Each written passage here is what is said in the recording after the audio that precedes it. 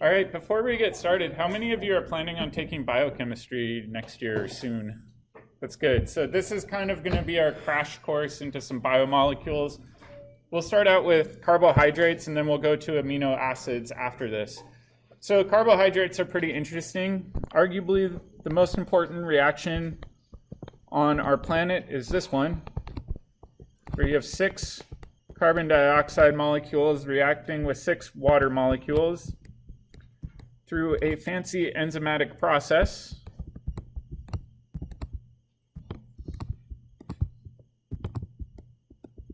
Through which you make this aldehyde. Yep, or second to last chapter. Okay, I know that's been attacking somewhere. All right, what is this aldehyde? Does anybody know? It's glucose.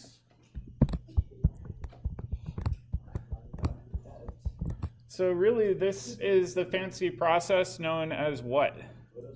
Photosynthesis. So what I like to do is draw a little sunshine.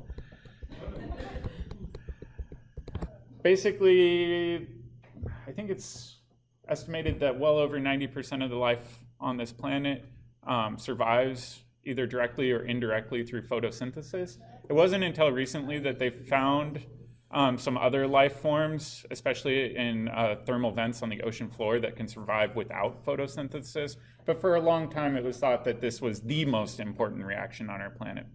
All right, so glucose is often shown as the open chain form. If you remember back to our pod a while ago, we actually showed it doing the closed chain form. We'll go back and review that again, though. But before we do that, let's talk about the 2 main types of carbohydrates.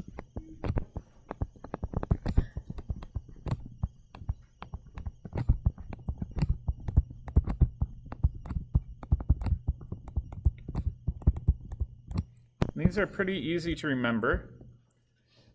The first one, I'm just going to pick a generic example. Looks like this. It's going to have 3 crossbars on it. Yep, dead cat thing. What's this called, this sort of conformation? Fischer projection, right?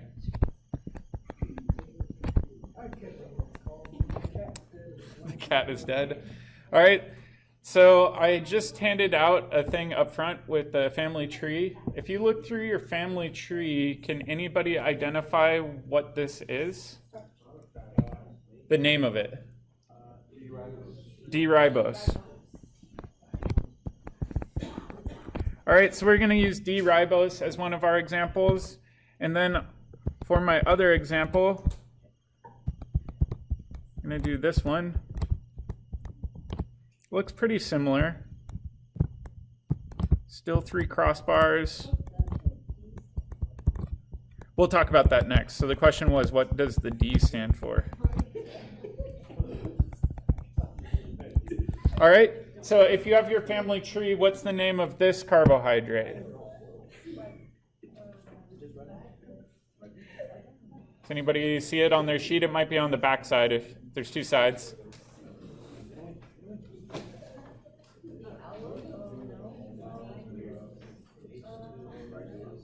What's that? Let's double check.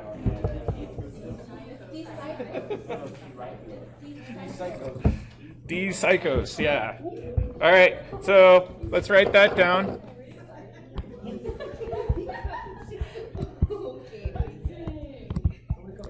All right, so if you see that family tree has 2 sides. These look pretty similar, but the main difference is at the top, right? On this side, we've got an aldehyde.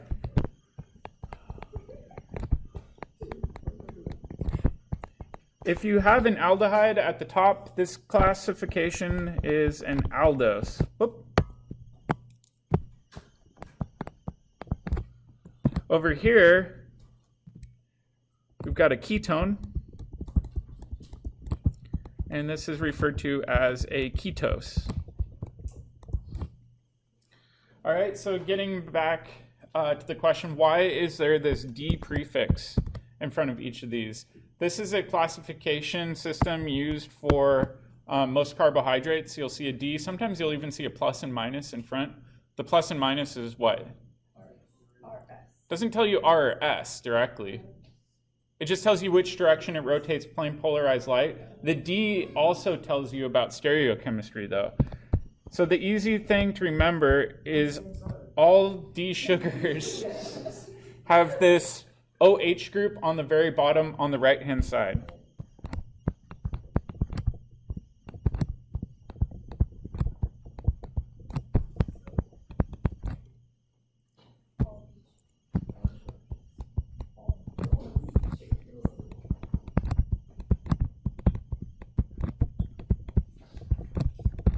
What would it be called if we had that OH on the other side? Does anybody know? It's not S. It'd be L. So we've got D and L sugars. All D sugars have that low... Yeah, all D sugars have the OH on the right-hand side on the very bottom. L sugars would have it on the other side. The weird thing is nature is very, very picky and will exclusively make D carbohydrates. Synthetically, we can actually make the L carbohydrates where we have the OH on the other side. My favorite example is with glucose, right? So natural glucose is D-glucose. Chemists have been able to artificially make L-glucose where they switch that OH to the other side. If you taste it, it tastes just like sugar, but has 0 calories. Pretty cool. The main problem with trying to put it into food is it costs $100 a gram. So using it as an artificial sweetener would be a super expensive prospect. Yep. So is there no calories in the regard that our body doesn't recognize it as actual something to use? So we taste it, but our body just does, it just passes right through? Yeah, so Ian was asking about the 0 calorie L-glucose. The reality is our taste buds can't distinguish that chirality center, right? So it just tastes like normal sugar. However, our enzymes that metabolize sugar have no idea what to do with it. And so they basically can't metabolize it and it just passes through you.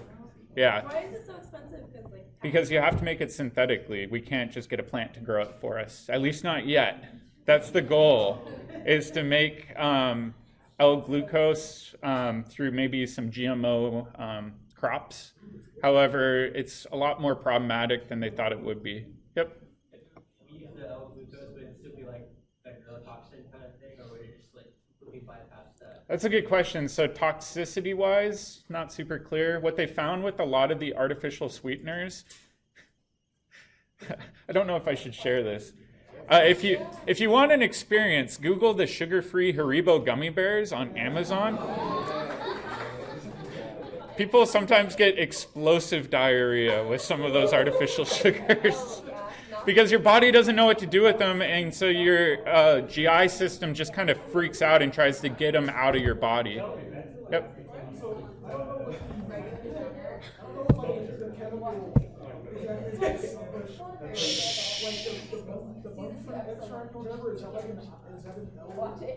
I'm not sure. I'd have to look that one up. Because that's another one that's like, it doesn't metabolize or whatever. So yeah, there's a lot of artificial sugars that don't look anything like a carbohydrate it's too. not artificial, it's from, they extract from a plant. Okay, yeah, and there are some natural sweeteners as well. Yep. There's some interesting studies coming out where actually the low calorie or no calorie artificial sweeteners are causing hormone problems because our bodies are preparing for sugar when Yep. there's no sugar there. Yeah, and what they're finding out more and more too with artificial sweeteners in particular is it messes up your gut microbiome and causes inflammation of your lower intestine. And so they're actually telling people artificial sweetened beverages and food products aren't necessarily healthier. In many cases, they cause a lot of health problems if you consume them in large amounts. All right, anyways, let's go back. If we look at the one on the left, we need to classify this even further. And aldose is kind of generic. If you look at the family tree, we've got a ton of aldoses. So to look at it further, what we need to do is count the carbons in the backbone. So over here, we got 1, 2, 3, 4, 5 carbon backbone, right? So if we want to name this really specifically, this would be an aldopentose. And the pent in here just indicates that it's 5 carbons.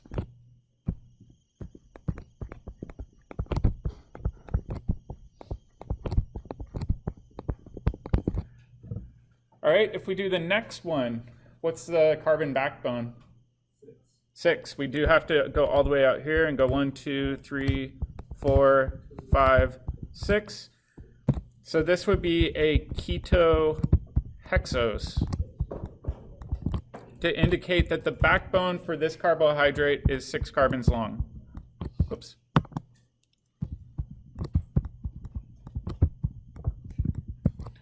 All right, so that's kind of the overall classification.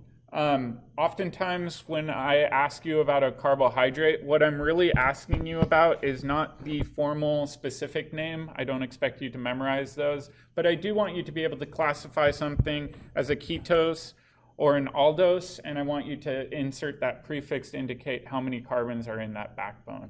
Does that make sense? Yep. So would it be D, like ketohexose? Yeah, and in this class, I'm going to always be referring to the D one because I'm going to be focusing on natural sugars, but you might run into situations where you're looking at synthetic carbohydrates that are L. So yeah, you can throw in the D if you'd like to as well. All right, let's do one other thing.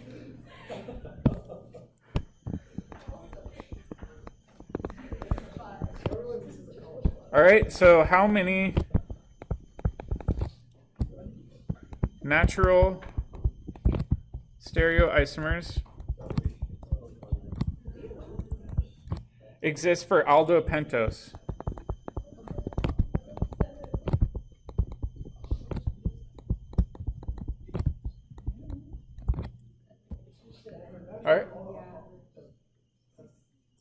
All right, so let's think about this, right? How do we determine the number of stereoisomers normally? 2 to the n. So if you remember that 2 to the n rule, that will tell you the number of natural stereoisomers. How many stereocenters do we have that can vary naturally in aldopentose, the one on the right, or left, excuse me? So we have 3 stereocenters, right? But one of them does not vary naturally, right? So really we ignore that third one. And so in this case, we would say it's 2 to the 2, which means we have 4 possible, because the lowest stereocenter doesn't change.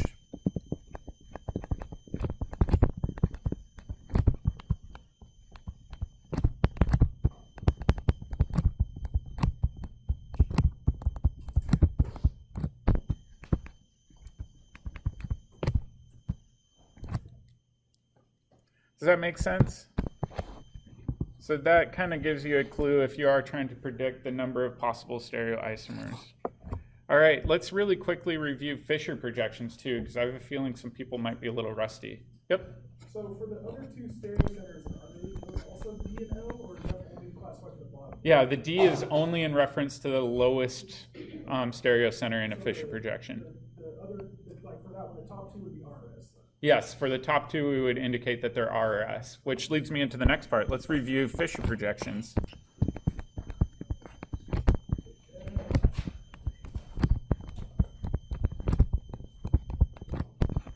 All right. So let's stick with that aldopentose that we just did. So we've got 3 alcohols coming off the right, 3 hydrogens coming off the left, and then we've got our alcohol tail on the end.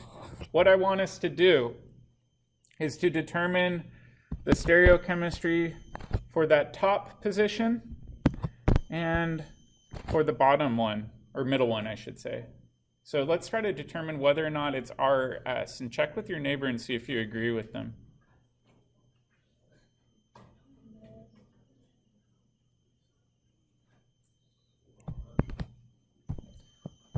And I'll give you a hint too by drawing it out a bit differently.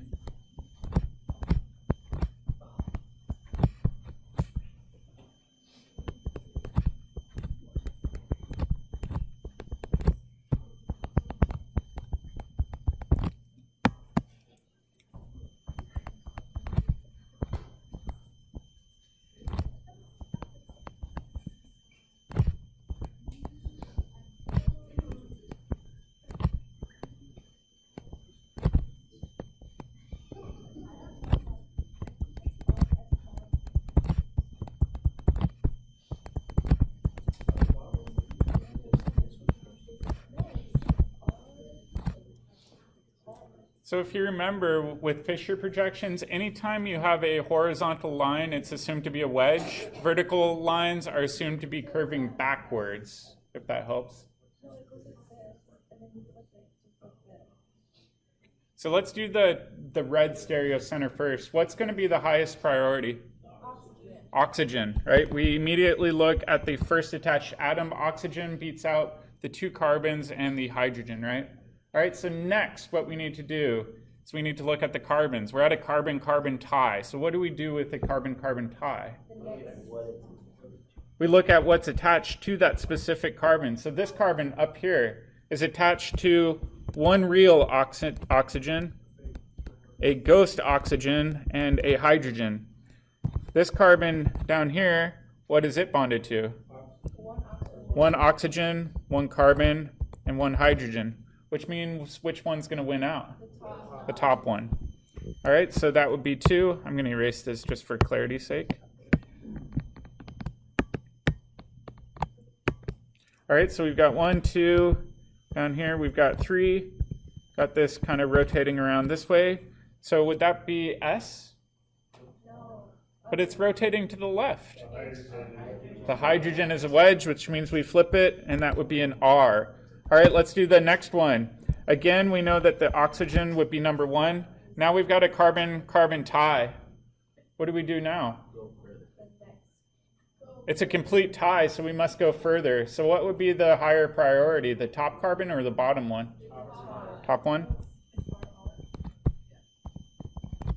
All right, so now we go 1, 2, 3. So what would that one be? R.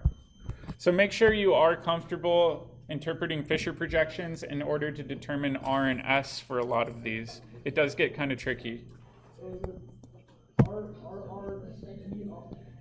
So you can, if you want, especially with systems like this, you can go through and name all of the stereo centers. So you don't have to use D if you're using a UPAC naming system. Unfortunately, with carbohydrates, there's a lot of different naming systems. You can name them as the classic naming system, meaning that family tree I handed out, or you can actually use the IUPAC naming system and name it as a true aldehyde, but that is really, really wordy. So most people go to the naming system on that handout. Mm-hmm. Is it applied to all of them on that right side then? Or? So D-ribose assumes this specific stereochemistry. Yeah. So let's review a little bit, because this does get kind of complicated.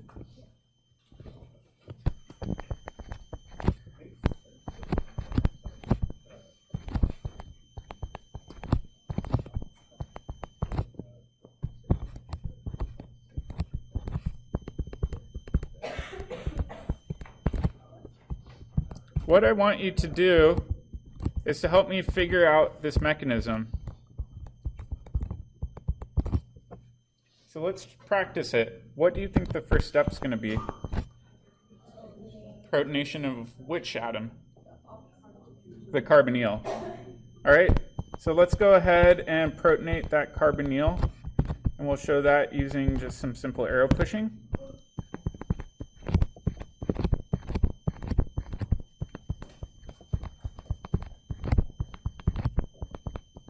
All right, now what? Not a proton transfer. We've got an oxygen with a lone pair that can swing around and attack in, right? So we're getting there.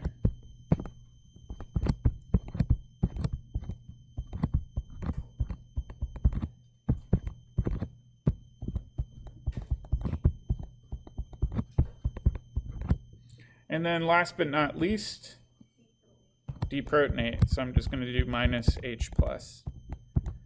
So we saw this in our aldehyde and ketone chapter where we could do these intramolecular reactions. I know a lot of people are like, you're obsessed with ring systems. This is part of the reason why. Nature does this on its own. All right, does anybody remember the name of this specific functional group? Trevor. It's not Trevor. Close. You're thinking of the lactones. Lactones would have a CO double bond in them. So if you remember, let's review really, really quick.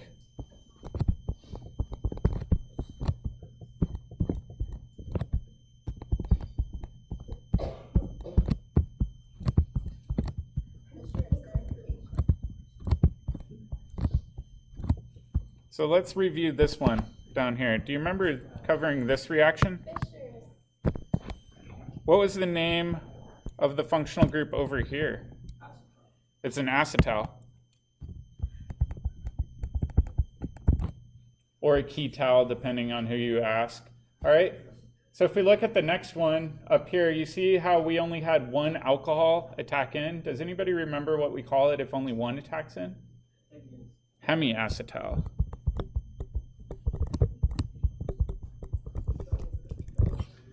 No. All right, so hemiacetals are really similar to the formation of acetals. However, they just kind of stop halfway through. Sterically, you can't go beyond this point. You can't have another alcohol attack in. This is true for carbohydrates as well. If you think about a carbohydrate like glucose, we just had more stuff hanging off of the backbone, but really it was one of the oxygens attacking in and forming a ring system. So I tried to show you that on your pod early on this term. All right, the other weird thing is we have created a new stereocenter in this process. Is it going to be R or S, or do you not know? We don't know. So this can be either R or S. That's a good question. So I heard somebody ask, does that mean it's going to be a racemic mixture? Not necessarily. That gets into pretty advanced chemistry. There's something called a stereoelectronic effect, where some configurations are actually preferred more than others. It's kind of like sterics, kind of like electronics. It's a mishmash of the two, and we'll talk more about that later. This carbon in particular is called the anomeric carbon.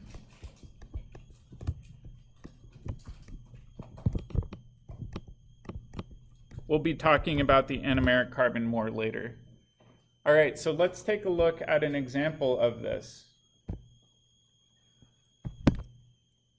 We'll do glucose, the most popular sugar. Yeah.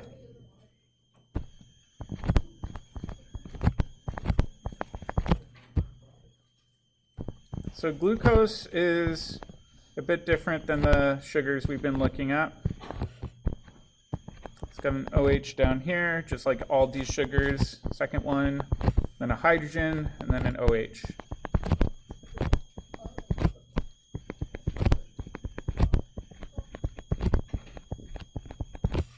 So this would be D-glucose.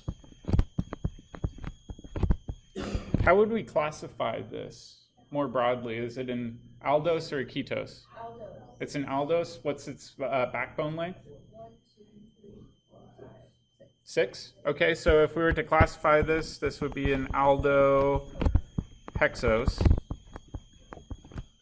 So glucose, as we saw in our previous pod, if you have catalytic acid around, really likes to do a ring closing reaction. When it does that, you're going to get a 6-membered ring that we can represent with a chair conformation.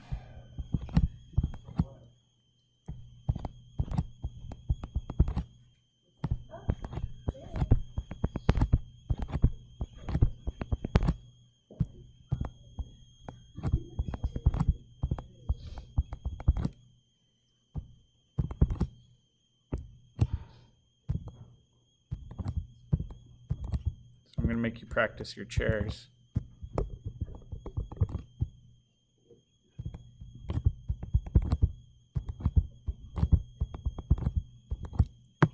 I'm going to erase that for now.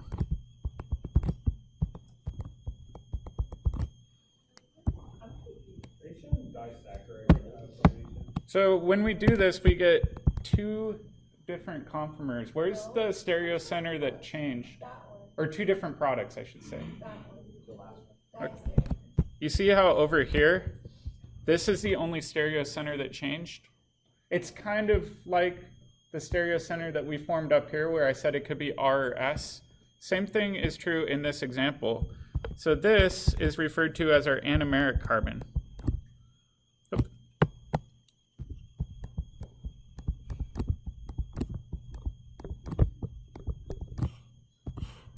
All right, if we think about the anomeric carbon, where was the anomeric carbon on our open chain form? Second one down, right here, Well, the third one down. right here. Yeah. Not quite. It was the carbonyl, right? It was the aldehyde, because the aldehyde didn't originally have stereochemistry associated with it. We're not going to transfer that stereochemistry to our ring-closed product. So really, this is going to be our original anomeric carbon. Oop.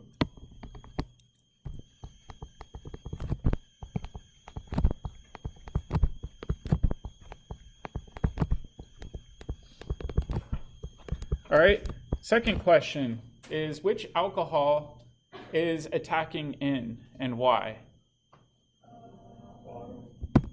This alcohol? Is it? Why not? Carbon, because the oxygen's in the ring. It's the one. So a lot of people pick that lowest alcohol because it seems to make intuitive sense. What's the reason it's not that lower alcohol, though? It'd be a 7-membered ring, right? It'd be 1, 2, 3, 4, 5, 6, 7. We know 7-membered rings thermodynamically are not very stable. So it turns out it's not that alcohol. Even though we could draw that with arrow pushing, it's going to be this alcohol acting as the nucleophile, which is a little strange to think about. Yep. So 5-member rings are also fairly stable, so you get a lot of the interaction with the alcohol above that attack. Yeah, so you do get 5 and 6-membered rings with carbohydrates. However, we really don't see 7-membered rings. And for the most part, we're going to focus on the 6-membered rings because thermodynamically, they're a lot more stable than 5-membered rings. How are the 5-membered rings cancelled? We'll show that later. They're a different class of carbohydrates. It gets kind of tricky, though. All right, so what I wanted to do is to classify this even further because these naming systems get pretty elaborate. Both of these are D-glucose.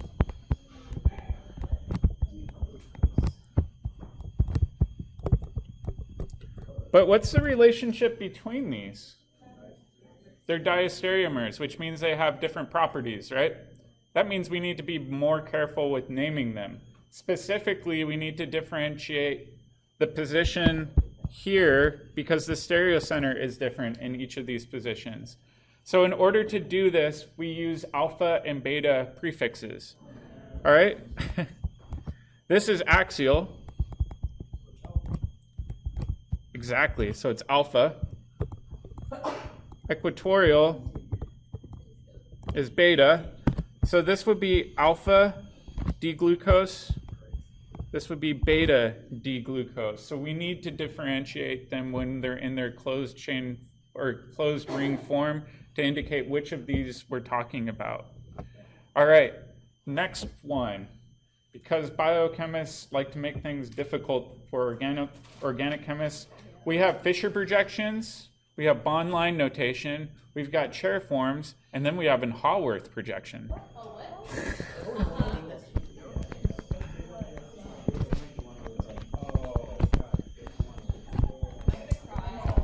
It's really not that bad. I personally hate Haworth projections. I don't like seeing them. They look silly to me, but you see them a lot in biochemistry, so I got to show you what's going on. So let's pick one of those D-glucoses.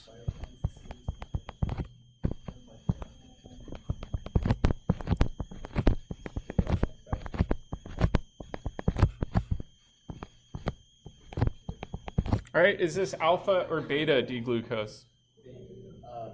Beta, right? It's beta because this is equatorial. All right, so this would be our chair form. What I like to do with the chair form is also add in the hidden hydrogens. So for example, we've got an axial hydrogen there, axial one there, axial one there. We've got an axial one sticking down right there. We've got an axial one right there, right? So I kind of add in the missing components that are necessary for the chair. With a Haworth projection, it looks a little bit different. Oftentimes what you see is kind of shading like this.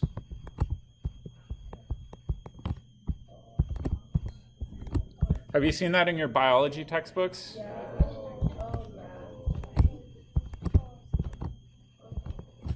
All right. So let's try to figure out where all of the different positions are. What do we call this carbon again? Anomeric. Which means it must be clockwise to the immediate right of the oxygen over here, right? So this must be our anomeric carbon. All right, so let's imagine that we've got an eye looking down on this, and I'm just going to go around and arbitrarily number this. Where we go 1, 2, 3, 4, 5, 6. That's not the formal numbering system. I'm just kind of using that numbering system for right now. All right, so for carbon that I've indicated, carbon 1, will the alcohol be sticking up or down? Up, so not too bad. The hydrogen must be sticking down. All right, for carbon 2, will the hydrogen be sticking up or down? Up, which means the alcohol must be sticking down. All right, carbon 3, will the hydrogen be up or down? Down. Which means this must be up. All right, carbon 4, what will be up? Hydrogen. And we'll have an OH over here. And then carbon 5, we've got a CH2 OH sticking up and a hydrogen sticking down, and that's our full Haworth projection. Does that make sense? It's not that bad. The reason I don't like it is it just looks weird when you've studied organic chemistry and you know that it adopts this three-dimensional shape and they try to like force flatten it out. I think they just do it because it's easier to draw like DNA and things like that if you've got Haworth projections. All right, does that make sense? So essentially it's a side-on view of a chair. All right, last but not least, before we head out today, I want to hit a bunch of key definitions. A lot of them are ones we've already covered. All right, so alpha versus beta. What does alpha mean again? It means that the OH coming off your anomeric carbon is axial.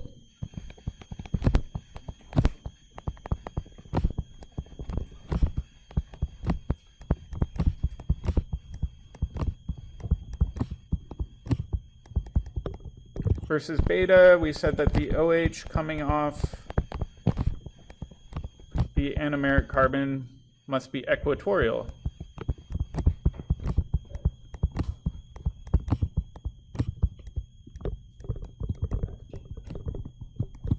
All right, so those are pretty easy. I kind of taught you them as we were going along. Next one are anomers.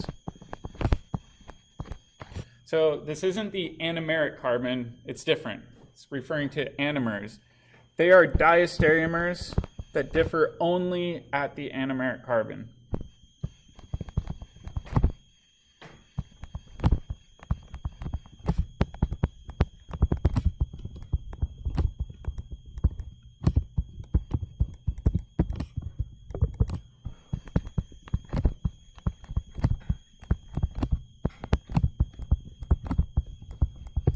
This is different than something called an epimer. An epimer is a diastereomer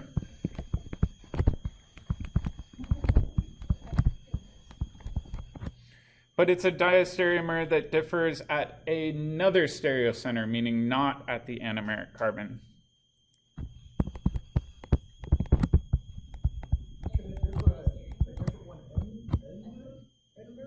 No, so let's clarify this. It's a diastereomer that differs only at one stereocenter.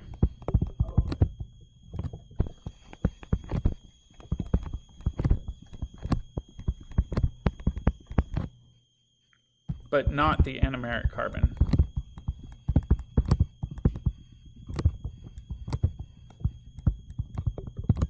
Otherwise, it would be referred to as an anomer. Does that make sense? We'll talk more about epimers a little bit later, but there are certain reactions where you can actually scramble one of the stereocenters and get it to flip, and then create a pair of epimers. All right, next one is mutorotation. So as we saw with glucose, it can ring close and form the alpha and beta form of D-glucose. Mutorotation is the ability for it to not only ring close, but ring open and then close again into a different conformation. So it's the ability to flip between alpha and beta form. And this only occurs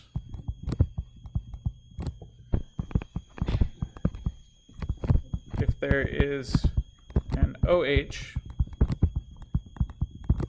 off the anomeric carbon.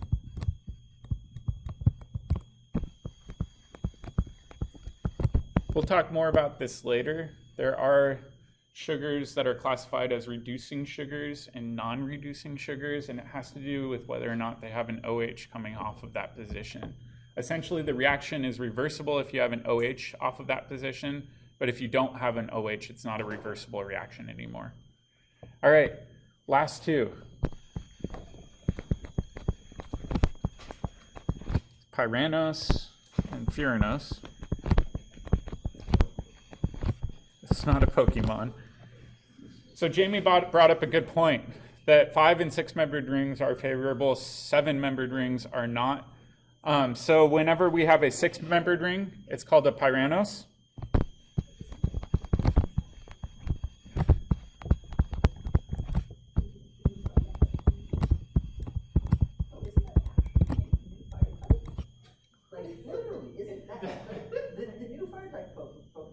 I know nothing about Pokemon. All right, moving on.